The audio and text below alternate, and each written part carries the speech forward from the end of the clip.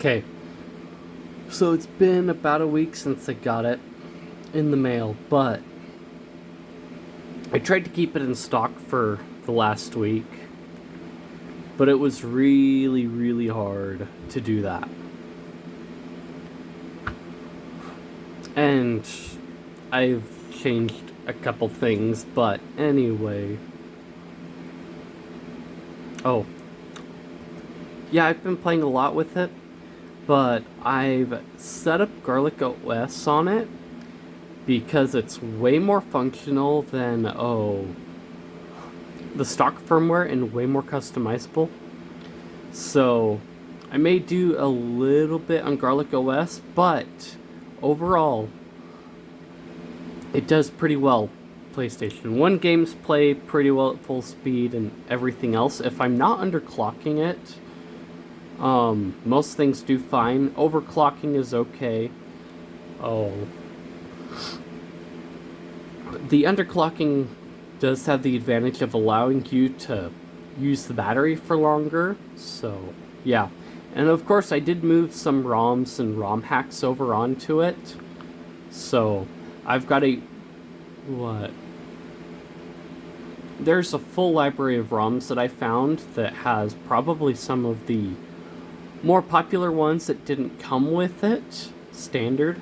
So like Need for Speed 3 came in a separate ROM pack that wasn't included stock with the RG35XX. But yeah, so there were a bunch of games already, and then ones that I had to set up otherwise. But yeah, so I added a bunch of games, ROM hacks, and things like that. And, yeah, so it's pretty nice. Again, the triggers on the back, I know some people complain because they're basically level, but the inside triggers here are ever so slightly higher than the outside ones. And maybe it's just the way that I would hold it, that it doesn't make it too much of a hassle to reach over them and hit them without hitting the outside ones. But yeah, other than that, I haven't had a chance to mess around with the HDMI. USB-C for charging it. I have messed around with headphones a little bit in here, of course, but yeah. Other than that, it's been pretty good to play on. And I may go over my GarlicOS mods otherwise in a separate video. But I tried to keep it on stock firmware for like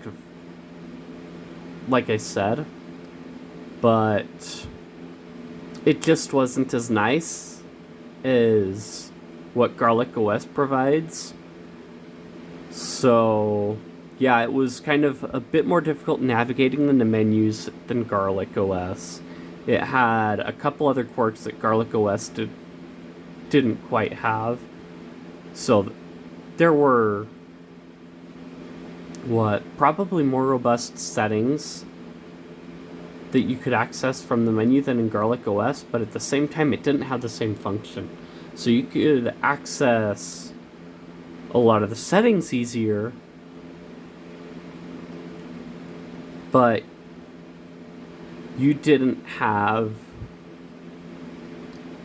as much of the functionality. You didn't have the clocking or things like that. You didn't have the snapshots, I don't think, quite as easily. You didn't have as many consoles you could mess with, because it was kind of limited in that respect, and you didn't have the number of emulators that you cores that you do with LibRetro, or as accurate of emulators, because they're using GPSP for their Game Boy Advance emulator.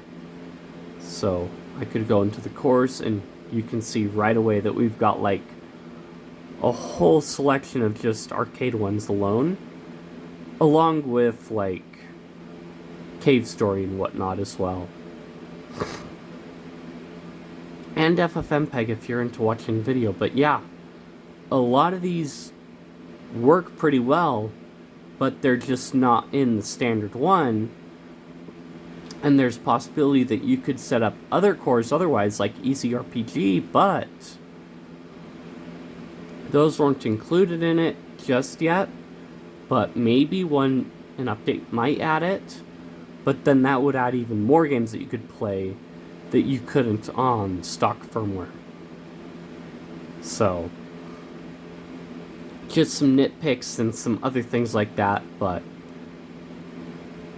it's kind of the difference that I saw between the two and why I went with GarlicOS so quickly over, the stock firmware. Like, even though I tried to go stock, it just, didn't work out. If you enjoyed the video, then like, comment, subscribe, feed the algorithm, boost the video up, share this video with your friends. If you found it informative or you just want to chat, I've got plenty of places in the description, Discord, Guilded, and what have you. Check those out, and I will see you guys in the next one.